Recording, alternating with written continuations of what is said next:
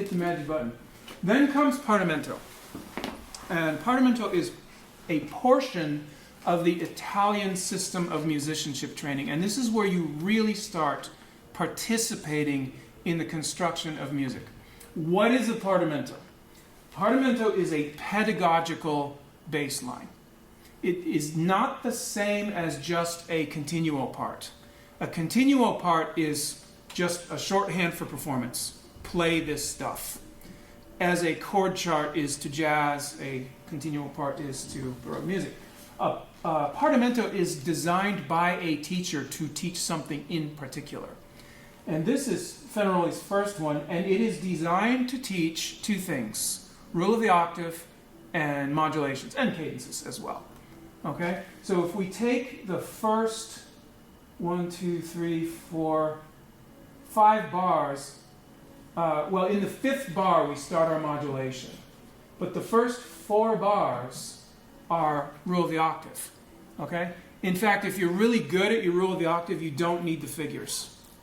Okay? Figures are for amateurs. Figures are for amateurs in the Italian system. Okay? And then later on you see we modulate, where the half notes come in, we're modulating to A minor. And then quickly to D minor. There's the cadence in bar 9. And then we're moving back up to G. And notice the entire scale near the end there, the entire ascending scale. That is a total amateur move. The entire scale, harmonizing rule of the octave, almost never ever happens in literature. It's very hard to find because it's such a rookie move. So this is a teaching piece. Okay? It's like...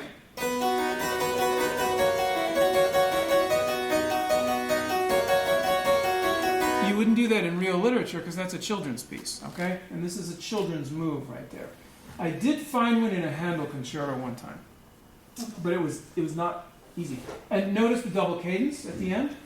Okay? So now, how do I participate in construction if I'm playing these? Well, first of all, I have to provide all the upper voices. Okay? Because they're not written out. And the disposition of them, like who's in the soprano, is not given to me. So on a very basic level, I could just start...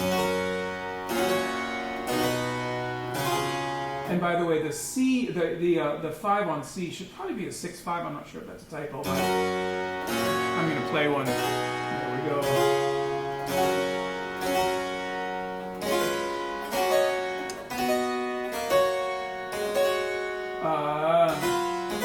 Sorry. There's my modulation. And now... new key, okay. So I'm participating in this because I'm finding a melody and inner voices to harmonize. I'm recognizing when, here comes a modulation, okay? So that's a very basic level. Then at a more advanced level, I might involve some figuration.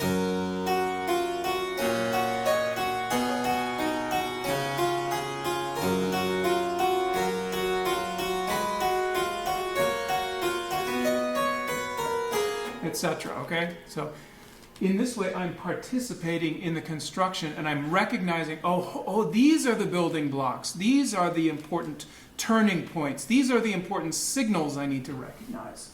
And I also am thinking as I go, think of all the possibilities, all the different ways I could play this. I could play it like a arpeggiated harpsichord fantasy, you know.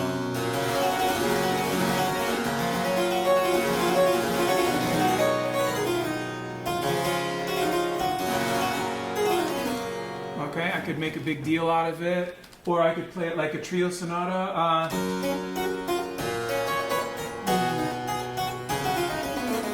Something like that, with like a trio texture. So again, I'm participating in this rather than simply reciting what's given to me, and that gives rise to very, very different thought processes. So that's a basic partamento. If we could advance, please. This is Carlo Codamacci, and what's going on here, you see that there are figures, but not all the time. So it's now expected that the player would know most of them.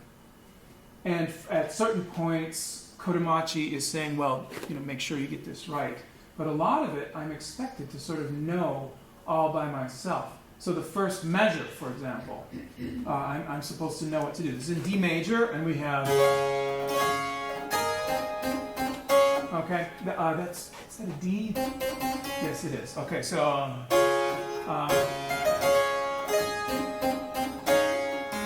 So I'm supposed to know what to do over the C sharp, and I would just use my rule of the octave for that. I would just use that. Likewise, I am supposed to know the difference between structural tones and diminutions.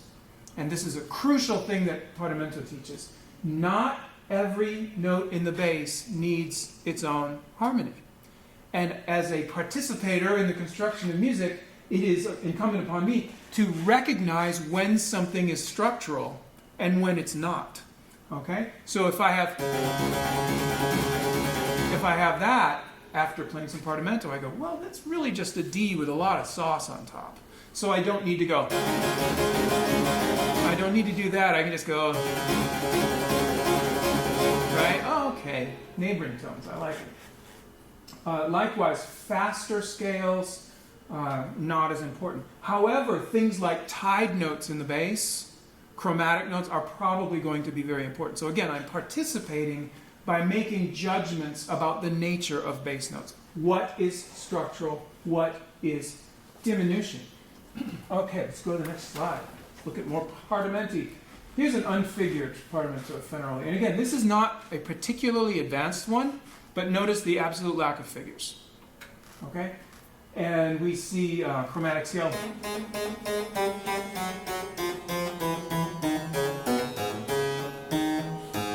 So what does the partamento trained musician notice about this? Well, first of all, repeated notes don't matter. They don't change anything. I can just give that one harmony. Or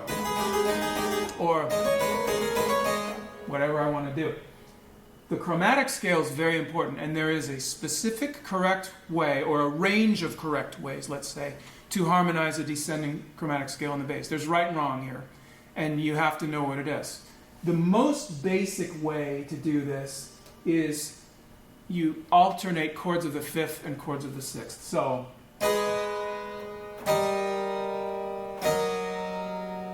and I'm going to start, let me rephrase that. I'm going to start with a chord of the fifth, and then everything else is just going to be chords of the sixth.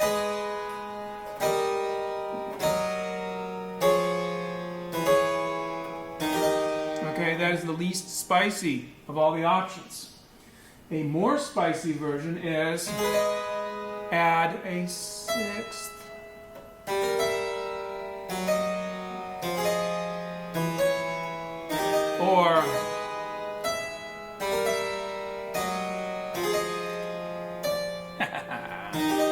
Or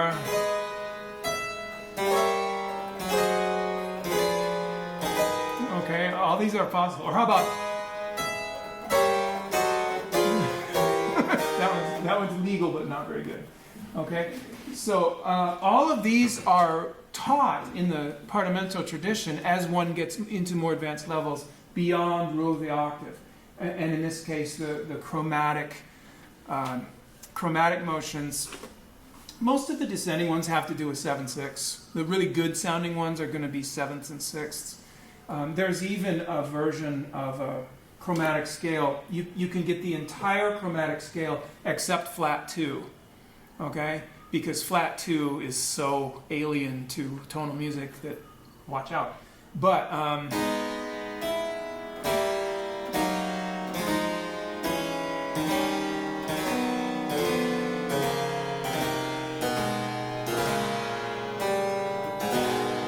okay, I call this the Uber lamento, because lamento is just 1 down to 5, and this is 1 all the way down to 1, so it's my nickname for it.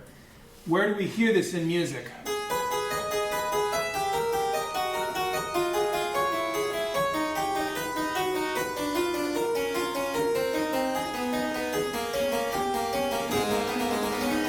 The Bach big A minor organ piece, okay? Standard off-the-shelf harmonization. Okay, that guys like Bach and these Italians, they can do this in every key. Okay, what else is going on here? Well, the 4-5-1 in the third measure, that's obviously going to be a cadence. So, and if I'm only doing one chord per quarter note, that's going to be a simple cadence, but if I go to eighth notes, I could do maybe a compound. Probably not time for a double. Then, that tied note. Boy, do ties jump off the page. After studying partamento for a while, it's like they're all in highlighter. And the reason is that a tied bass note from a weak to a strong beat has a special treatment in this language. And on the weak beat, it will either take a chord of the fifth or a chord of the sixth. So let's just do a cadence. And I'm going to take a chord of the sixth there. And now on the strong beat, I need a 6-4-2. Okay, and that makes the bass dissonant, and it's going to resolve like that, okay? Okay, so if you see a whole bunch of them all in a row, aha, that's going to be a tied bass motion. Or if you see a bunch of figuration like 4, 1, 2, 4, 1, 2, 3, 4, 1, 2, 3, 4, 1, 2, 3. Even though I'm restriking, essentially that pitch is straddling from weak to strong, and that's going to function as a tied bass. So now I know. What do? I do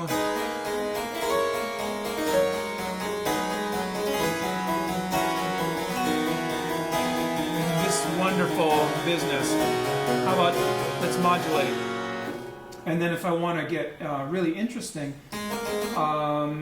I need to find some kind of figuration. How about I'll do maybe that. Yeah.